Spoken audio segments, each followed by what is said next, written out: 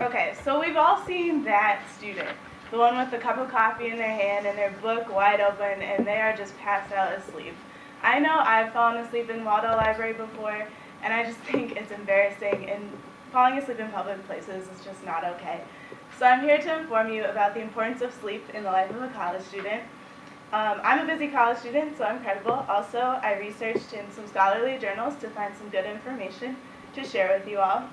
Our busy lifestyles cause us to not get enough sleep usually, and this can bring about risks both physically as well as academically.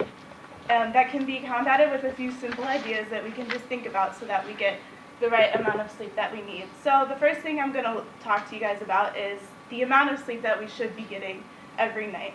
So, according to Basner, who wrote for the magazine Biological Psychology in 2005, adults should be getting between 7 and 8 hours of sleep per night. This can vary from person to person, of course, but that's the recommended amount. Basner also says there has to be a little bit of flexibility so that if there are a couple nights where you don't get the 7 to 8 hours of sleep, obviously you're still going to survive because we've all done that before, I know. So it's just if you don't get that recommended amount of sleep, it shouldn't become a habit.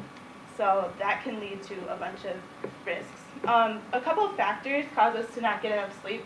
Our days as college students are really busy. I know a lot of people start at 6, 7 a.m. in the morning and go all the way till 10 p.m. at night with different things like class, work, studying, student organizations, athletics. We have really busy days. So also we procrastinate and our homework gets pushed later and later, so we stay up later and later doing homework and we have to wake up early and do it all over again. Also our nights and weekends are spent usually with friends doing social activities or working and things like that. So the time we do get to catch up on our sleep, we usually choose to spend it other ways. So now that I've discussed how much sleep we need and what causes us not to get it, I'm going to discuss some risks that can occur. So according to journalist Bailey Simon, health effects of sleep deprivation include a weakened immune system, an increased risk of hypertension, diabetes, obesity, and depression. None of these things sound fun to me. So I think getting the right amount of sleep is really important. Also, there's a decrease in frontal lobe activity, which decreases our ability to plan, strategize, and complete multi-step tasks. So again, not very positive things. Lack of sleep can also affect our academic performance. A lot of time you might oversleep and miss class and things like that. Also, Eliason and a group of researchers did a question-based survey, which it studied the relevance of sleep time to the timing of sleep and wakefulness. So they found that compared to those with lower academic performance, students who academically performed highly went to bed earlier and woke up earlier and nap more often. So the saying early to bed, early to rise actually does mean something. So we all need to find something that personally helps us be more awake and get the right amount of sleep.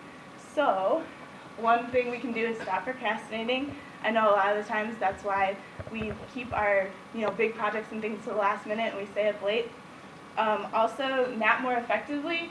A 20 to 30 minute nap can help fight grogginess and keep us more awake. I know a lot of times we're like, yes, we're going to take a nap, and we tend to fall asleep for 4 hours or something like that, and that's just sleeping all over again. So effective naps. Also, try and give yourself a time to go to bed. If you train your body to sleep, it'll be more effective.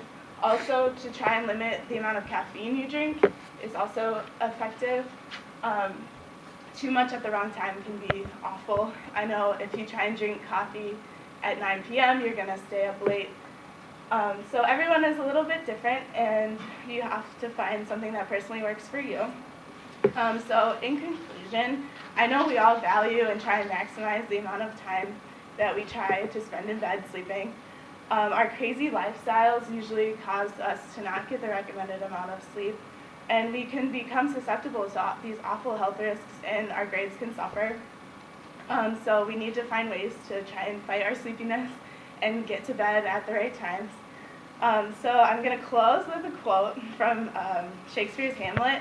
It's "To sleep, perchance to dream," so that, I don't know, I thought it was appropriate so that if we get our right amount of sleep, we'll be able to be successful.